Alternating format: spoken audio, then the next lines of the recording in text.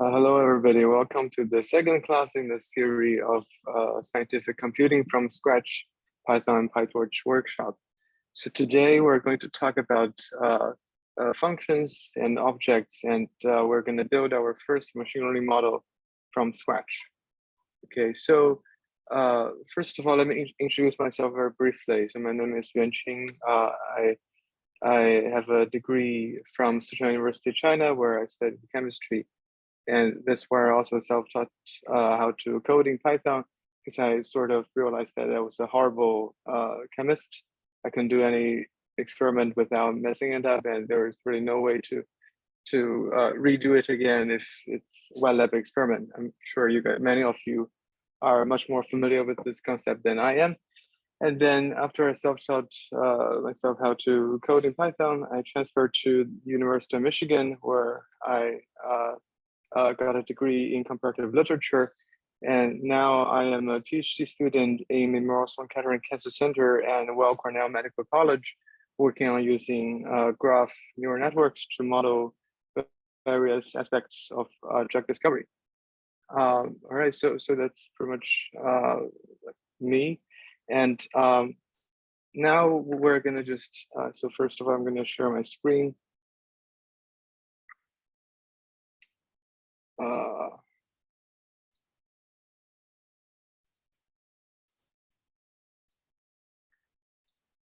All right, so the goal of this tutorial is basically twofold. So first of all, we're going to understand what it takes to build a pretty much a full stack Python package or the basic components of a Python package.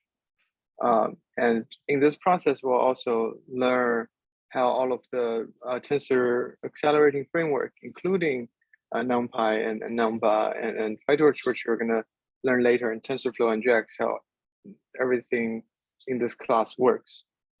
And second of all, we're also going to sort of build this concept in our head that Python is an object-oriented programming language. How to think in this sort of framework, how to share your knowledge via building libraries and passing it down. All right, so by the way, this is sort of my practice talk for tomorrow. So this video will be on YouTube. I'm sure you're watching, if you're watching this, then you perhaps are watching this from YouTube. This is actually one day before our actual talk or our actual lesson where it will not be recorded. All right, so first of all, let's just get ourselves familiarized with this concept of functions. So Anil talked a little bit about how to use a function or how to write a function yesterday. Today, so we're gonna look this in more detailed. First of all, let's put a definition on the word function. So in the context of programming, a function is a named sequence of statements that performs a computation. So pretty much you have a bunch of statements that do a bunch of things, and the function just wraps them up so that you can use them in one call. So multiple things packed together, you can use them repetitively. So the goal of writing a function is to store this stack of statements and to reuse it. Right. So yesterday, Anil talked about how to use Python as a pretty much just a calculator. And sadly, this is pretty much how a lot of people use Python. But it can do a lot more than just calculator. You can structure things in such a way that it is reusable and it's generalizable, it's modularized, so that you can use it later. You can use it for a different purpose. You can modify it for a different purpose, and your coworkers and everybody else in the community will be able to reuse it. So the concept of function is pretty much pretty much similar to the concept of function in math, right? So the signature, so there's a concept called the signature of the function. It entails the argument that a function takes and the values a function returns. So it takes some arguments, it returns some values, it's sort of similar to the idea of domain and a range of a mathematical function. So without much ado, let's dive in and first use some building functions. So note that all of the building functions here and all of the building functions that you have been playing with yesterday are made by someone. So they wrote their functions, and so you'll be able to reuse it. It's nothing special about all of these building functions. You can write your function in the exact same manner as they wrote the building functions. So for example, one of the most classic ones, let me just zoom in a little bit so that it's very, very large. You can see this no matter what kind of device you're using. So type is a very classical function. It will return the type of pretty much anything.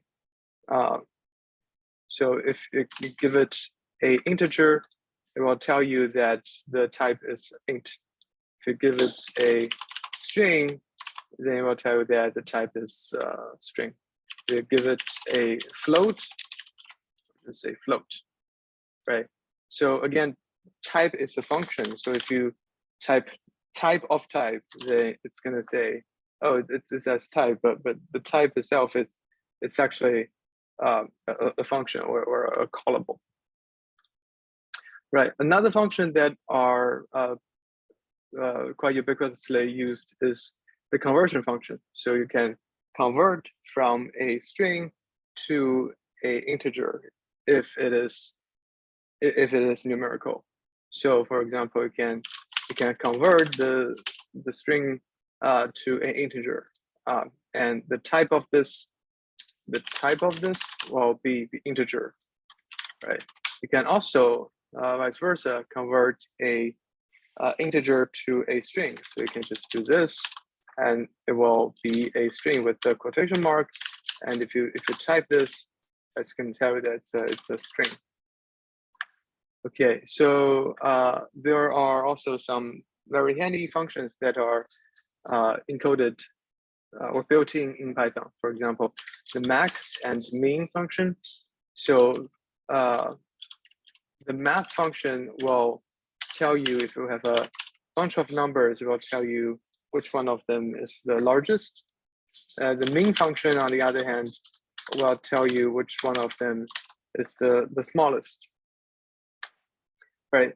So this is another sort of handy functions that people tend to use. Right. Now let's talk about a concept called namespace or namespace. So the environment that you are working on is called your namespace. Everything here could be accessed by a name. For example, or the conversion function could be accessed by the name int or string or float.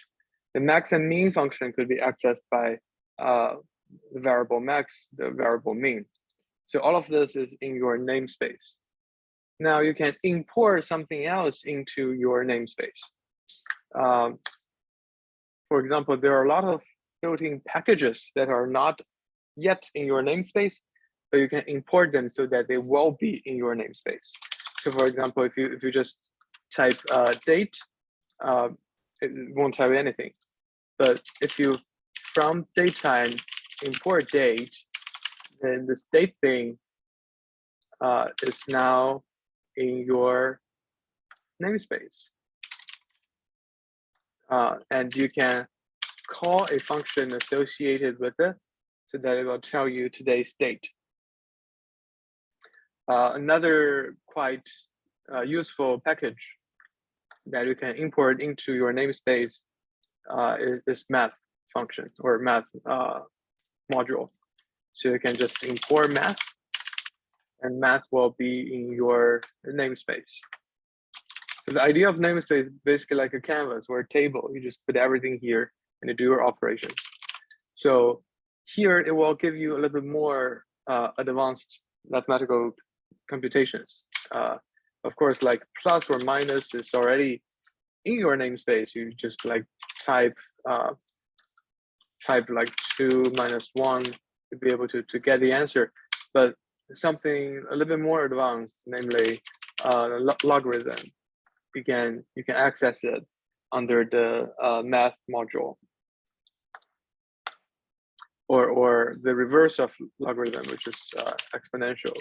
You can also access it here. Another thing, perhaps you want to do square root. You can access it under math.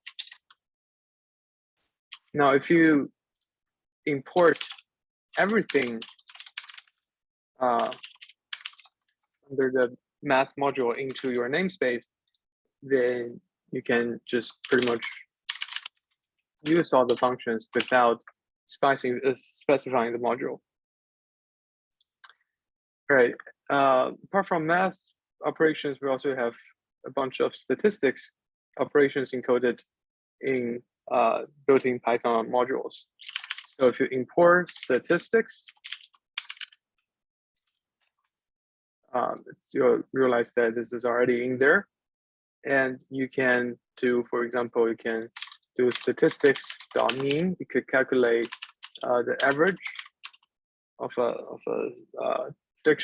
a list or a tuple. If you use standard deviation,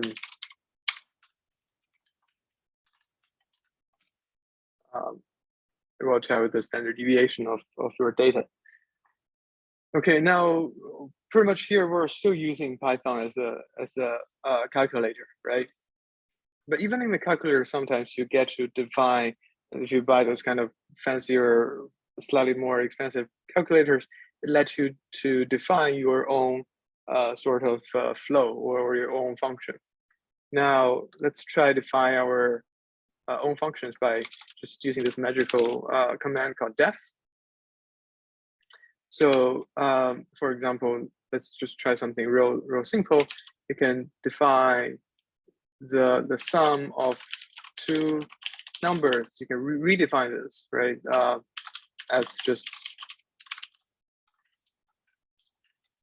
the sum of these, and you can test it.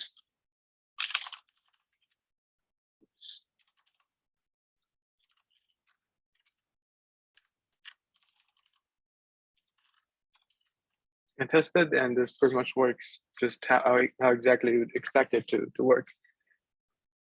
Now, this is pretty much useless because this is already a built-in function, but you can use this to build something that's actually useful, but also convenient.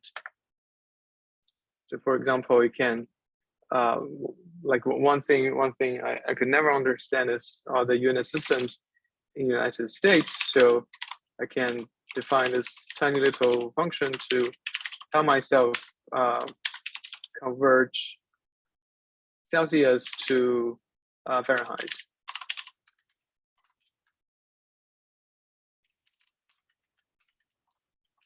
So after a little bit of Googling, you'll know that the function is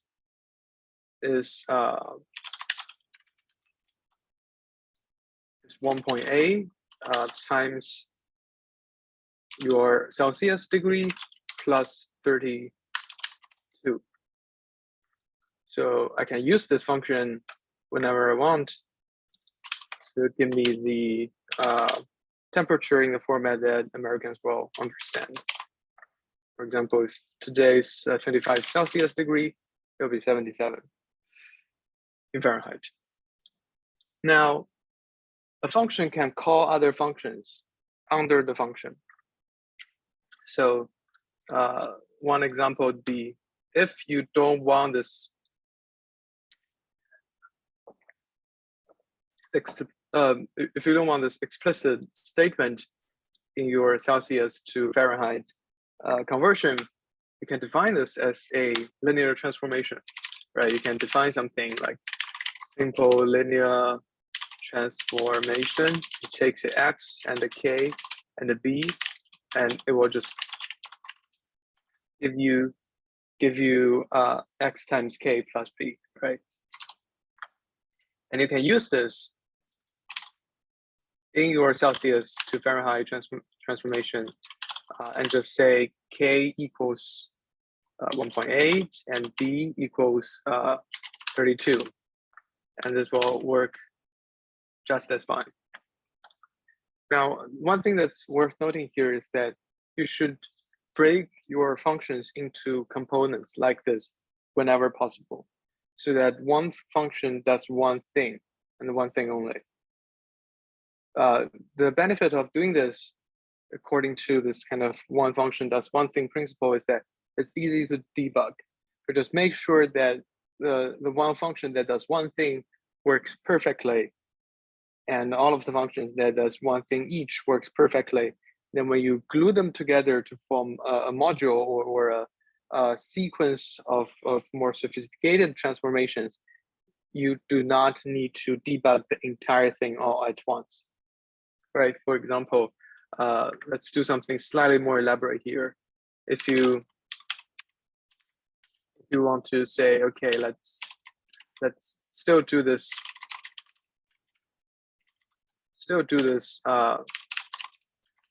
Celsius to Fahrenheit conversion, but instead you want to also average a few results.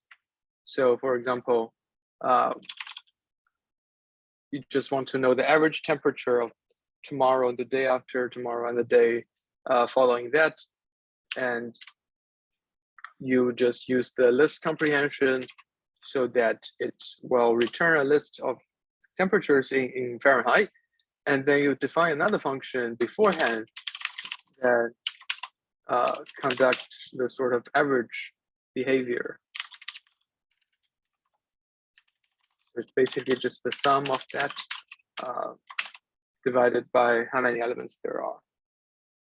So you can use this and just return the average inside your function.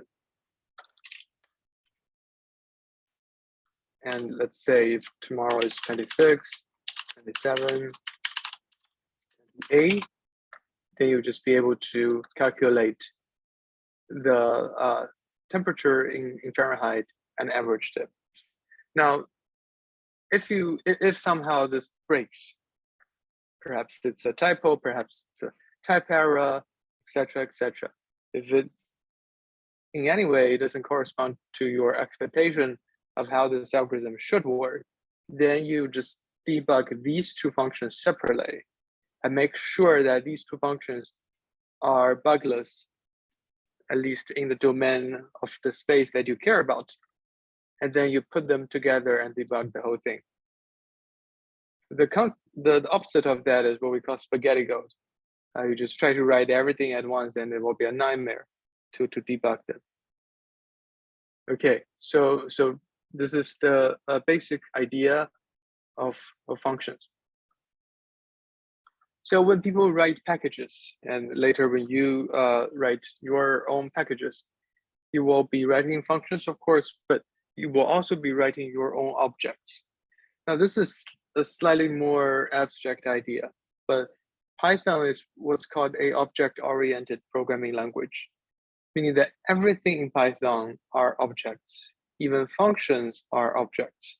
So functions are only objects with a special method called call, so that you can execute them in this fashion where you just wrap your input in between the brackets, and you will just get your returned value. But even functions are objects. So when you write a Python program, you would more often than not find yourself writing a bunch of objects and use methods to, by the way, methods are functions, but methods just means that function is attached to the object, and use methods to dictate how they will interact with each other. Now, first of all, let's use a few objects. So integer is of course an object, but that doesn't have too many methods attached to it that could be called from this object. So let's try another. Let's try strings. There are a lot of methods attached with strings. So for example, this is a string and it's also a object. So if you type this, it will tell you the type of the object. It's a string. So string is a special case of object.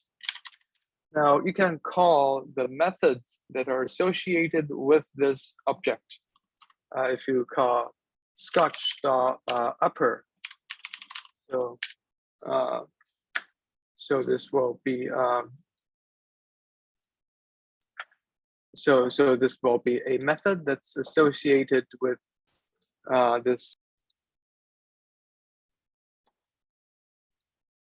All right. So apologies for the pause. So if you call the upper method that's associated with this object, you will see that it returns a all uppercase string, right? So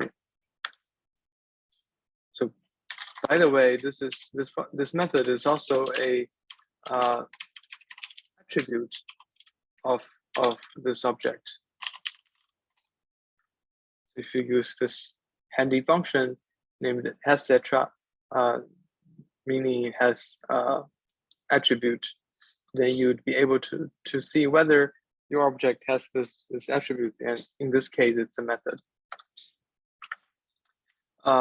If you don't want to make everything uppercase like Trump's tweet, you can capitalize the first letter. So if you do scotch.capitalize, you'll see that, okay, the first letter is capitalized. This is again a method associated with the object. And in this case, the object is the string. You can also, there are a lot of methods associated with the string object. So for example, you can try to find you the index of a substring or of a character in your string. In this case, we want to find the index, the first index of the letter C, and it returns, okay, it's in number 1 place, which comes from 0. Okay, now we played with string for quite some time. The final thing that's fun about string is that you can also get the length of the string. For example, this is 6. And equivalently, you can also call this. So underscore method is a special method of an object where it dictates how it interacts with Python building functions. So this is exactly, let's do this. This is exactly equivalent to if you use the double equal expression. Okay, now we played with a special instance of, or a special class of object named string. Now let's try to write our own objects, right? So from now on, we're all going to be just writing our own objects as you would in your own software package development. So first, let's try to, a fun thing that's interesting to model would be human. Let's say that we only care about the name and birth year of the human.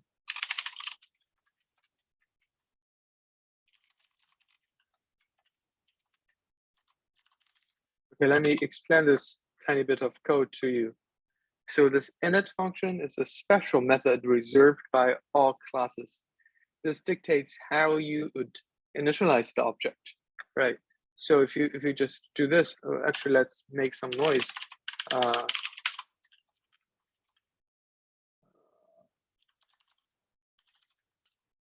So if you initialize this object in this manner,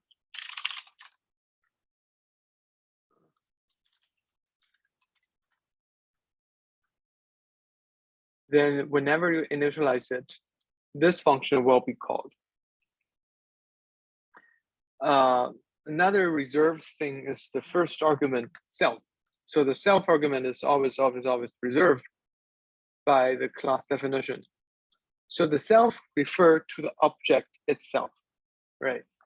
So basically what's going on here in the init function is that you ask for a name argument and the birth year argument, and you assign those arguments as attribute of self.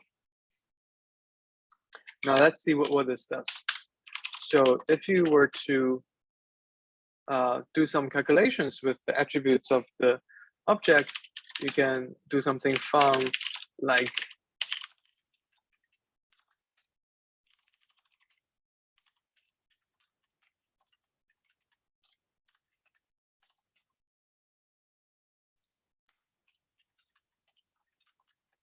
and compute the compute the age just by the birth year that it is initialized with. Now, whenever you're doing software or you're doing software engineering, you'll find yourself doing or find yourself writing methods that determines how your objects interact with each other. So for example, if you wanted to compare two human objects, you can write a little method that's an attribute of the human class that's called is older than, so that you will compare each other's age and return a Boolean saying whether the statement is true. Okay, so for example, if you were to initialize another human, this is myself. If you were to initialize another human called Patush,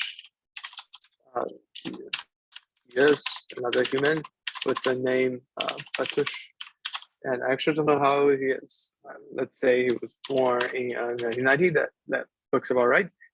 And then you can have the statement Yuanqing is older than Patush.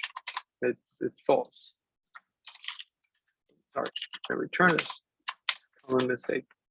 This is false. But on the other hand, if you were to say Patush is older than myself, then this would return true.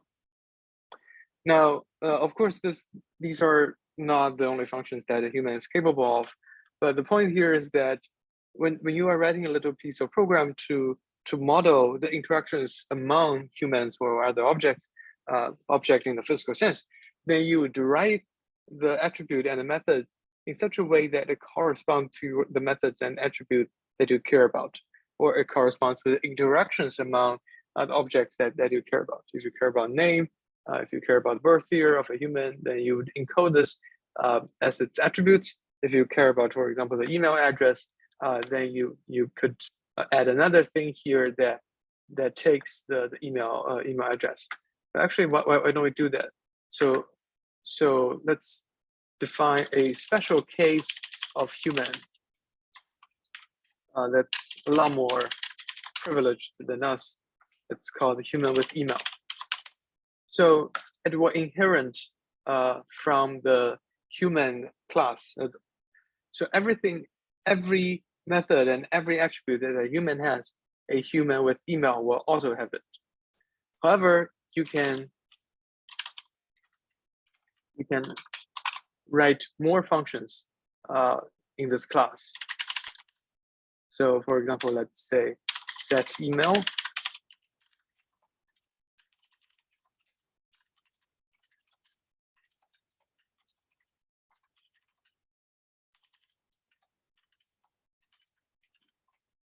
Okay, so again, if I'm this kind of gifted human beings with the email address, then I can say I'm a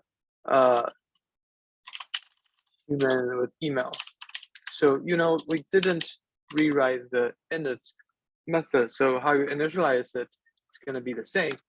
But then you can go ahead and then set email address here.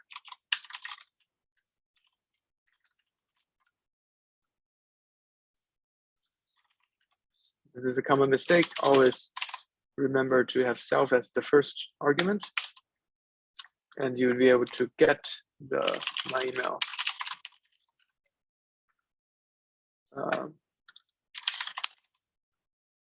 Right. Okay, so now it's time to write our first object that's actually useful. Let's write our own vector class.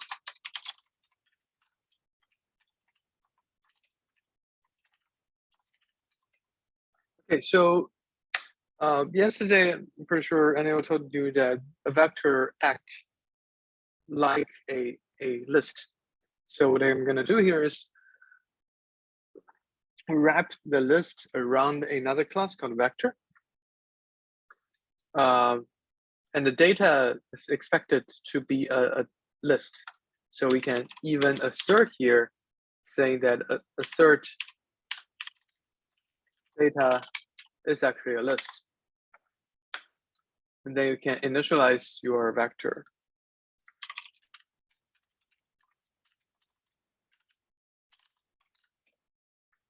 Okay, so if you feed it a list, then it is happy. If you feed it anything else, then it will be very grumpy. Okay, and this back to list. All right. Let's think about the operations that we want to do with the vector. So for example, you want to know the length of the vector, which could be just the length of the underlying data. You would sometimes want to calculate the sum of the vector, which similarly could be just the sum of the underlying data, right? You can also calculate the mean of the vector. In that case, what we can do is to call the len function and call the sum function, and just divide one by the other.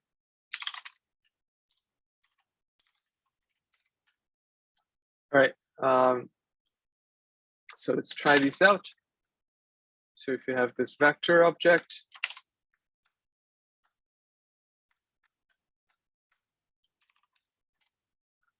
so the length of the vector is 2. The sum of the vector is, oops, sorry, write it in this way. So the sum of the vector is 3.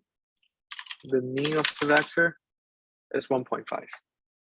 Look, so this kind of grammar is exactly like what you do with the string, right? So you call something by dot, and then we just return the results. All right, so let's now also define some algorithms, some algorithmic behavior that we want a vector to have. But first, let's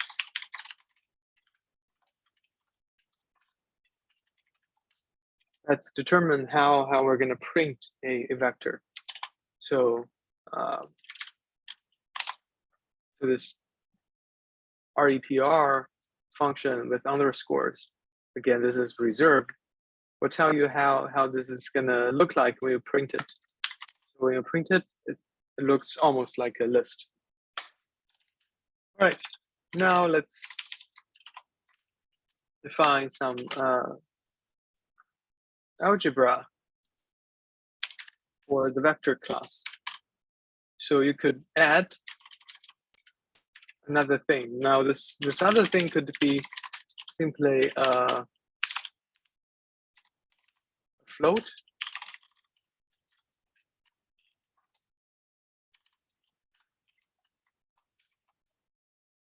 If this is a float, then you would simply return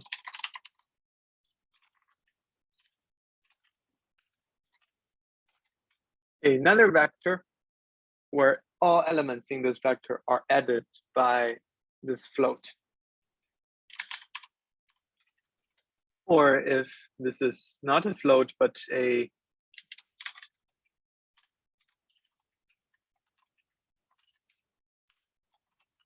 another vector, then you would add your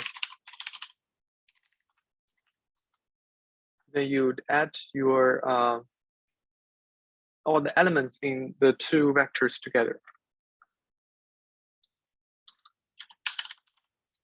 So you'd loop through them, add all the elements together, and then return it. Oops, there's a over here. All right, so this is how you define the add method for the vector.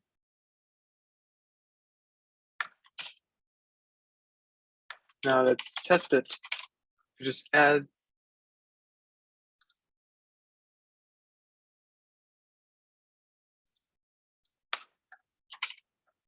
Oops. If you add v to itself, then you'd see, okay, 1, 2 gets you to 4. That sounds about right. And then you can add 3 of them together, 4 of them together, etc. Now you can also add a number, a float to the vector, so that each element in this will be incremented by this float. All right, so this is the add operation. Now I'm just gonna copy paste here because the subtraction, division, and multiplication follows the same logic. If you have a float, then it's gonna operate on all of the elements here. If you have a vector, then it's just gonna do an element-wise thing. Now let's define two final methods that we're gonna be using today. So the power of a vector could be defined as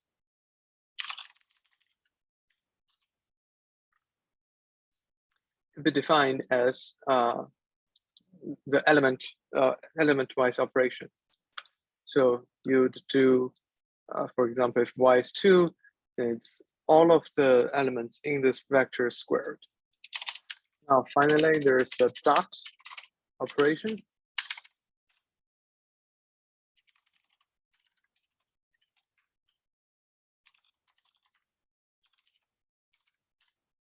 So what can happen in the dot operation is simply that you'd multiply element-wise and then sum them together.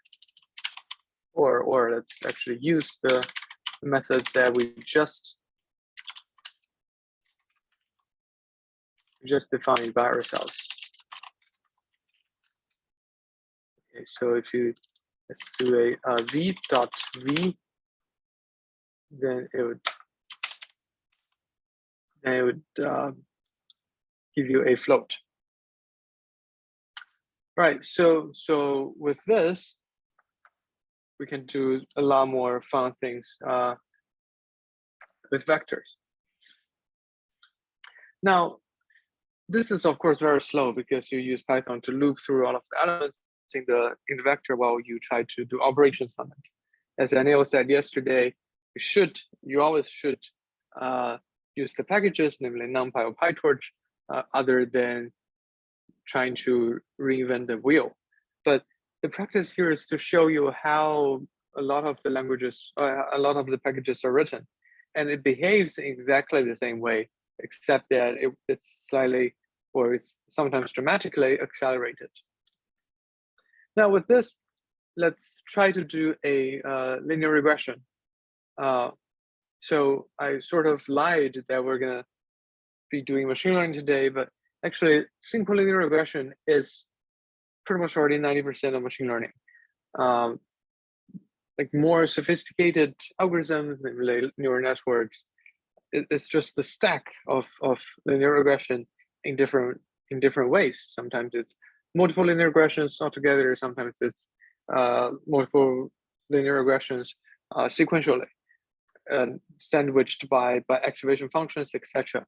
We won't go into too much detail, but it's actually incredibly simple to write a linear regression from scratch after you have this definition of a vector. Now, this exercise is also trying to show you how a lot of this Python package developing works. So you define a bunch of objects, and you define the methods associated with those objects in such a way that you will use the methods later, and you will use the methods in another function. So this is pretty much how functions and classes work together. Okay, so here it's, I'm sure you've already learned this in your linear algebra class, but if you just have one dimensional data, then your linear regression solution can be given actually very easily. So let's try to implement this bit of logic here. So let's just call this logic simple linear regression. So you take an x and a y. So we said that we want to implement one thing at a time. And even when you are implementing one thing, you should always try to separate different parts of your mathematical expressions cleanly and in greatest detail. It's okay if you have a little bit of verbose code, but concise code that's confusing is always worse than having a long piece of code. It's very clear. So let's calculate these two terms first. So let's calculate the average of x, x bar. Let's calculate the average of y, y bar. With very slow, so that we will calculate the first term, which is x minus x bar. It's simply x minus x bar. See, sometimes the Python is just like human language. It's just plain English. You see what you write, and you write what you think. And you can have y minus y bar, again, by just following the language. Okay, now we have these two things here. We're just gonna try to sum up and have the numerator. So we have k numerator equals x minus x bar times y minus y bar sum. So this is doing exactly what the numerator is doing. And afterwards, we'll define the denominator. Denominator equals k x minus x bar squared. All right. So k could just be simply defined as numerator divided by denominator. And this is your k, and your b accordingly will be y bar minus k x bar. Finally, would return your k and your b. So this is a simple linear regression from scratch. So let's test it very briefly. So let's say that if your vex is a vector of 1.0 and 2.0, your y is a vector of 2.0, 3.0, and 4.0, then you sort of already know the answer that should return. Just got a typo. Sort of should already know I know the answer. It looks like I've so hold on one sec. I missed something here. Oh, I missed the sum here. It should be sum. All right. So you know the answer will be k should be roughly 1 and b should be 2, and this gives you exactly the answer. Okay, now let's try to do something actually useful. So here is a piece of real-world data. So our x, or our inputs, are the number of weeks elapsed since the beginning of Russian invasion of Ukraine. All right, simply just 0, 1, 2, 3, all the way to 14. So this is 15th week. And the Y, or the target we have here, is a list of floats denoting the gasoline prices in New York City. So this is all grades, all formations averaged. From my experience, because I drive daily, if not weekly, if not daily, in New York City area, I'm pretty sure this is an underestimation, but perhaps there are taxes, etc. But anyway, this is from a government agency, so let's just trust this piece of data and try to make sense of the data by doing simple linear regression. Okay, so what are we going to do? So because we have everything prepared in front of us, then when you have data, you just need to call this tiny little function that you just wrote and have so of course you need to convert the data into a vector first. So x is vector x, y is vector y. So once these are your vectors, then you can just simply call this tiny function that you just wrote and do simple linear regression, x and y. And voila, this is your answer. So let's print out k. K is 0.06, meaning that on average every week it's going to be 6 cents more expensive than previous week, which sounds about right. And the b is the intercept, or the value. If this is linear, the value is 0. Okay, now let's examine the data a little bit. So this is only the time when in this lecture that we will import a third-party library, because plotting is a very difficult thing to do if we wanted to do it from scratch. So let's first plot the raw data. So this is number of weeks elapsed from Russian invasion. This is New York City gas price on average. So they actually decreased a little bit for whatever reason. I'm not an economics PhD. And then it sort of dramatically increased. And let's also plot your prediction. So your y hat.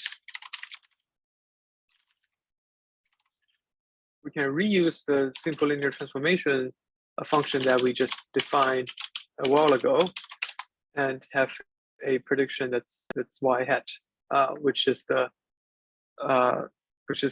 prediction we make from the model we have. So let's plot y hat and y at the same place. So you can just plot y data. Let's use this kind of axis, and let's also plot y hat data, and we use a line. So here's the final result. So this is our model, and the axis are the data points. So of course this is a horrible model. It doesn't explain the trend very well, but it captures the simple increasing trend. Now, so this is a topic that will be discussed over and over again in all levels of machine learning, which is the trade-off between bias and variances. So if you have a model that fit the data very well, then you will have what we call a high variance, high bias model. Whereas if you just have this simple model here, then you have a low bias, low variance model. And the trade-off between variance and the bias is sort of at the front of the discussion whenever you design any kind of machine learning model. So, okay. Now, lastly, we already made a model. We just want to do something with the model. And one use case of all sorts of machine learning model is to predict unknown data. So for example, let's predict the New York City gas price 100 weeks after Russian invasion, which should be like a year and a half from now, and it will be $10. On that disappointing note, this is all we're gonna cover today. There's a little exercise here where you can predict the gas price of New York City and San Francisco simultaneously. And to do that, you would need an object for the matrix. So we'll leave that as sort of your homework or your take-home exercise to see if you can code a multivariable linear regression analytical solution all from scratch. All right, thanks so much for listening. And if you have any questions, please feel free to ask, I think, Slack or in the Zoom channel. Thank you.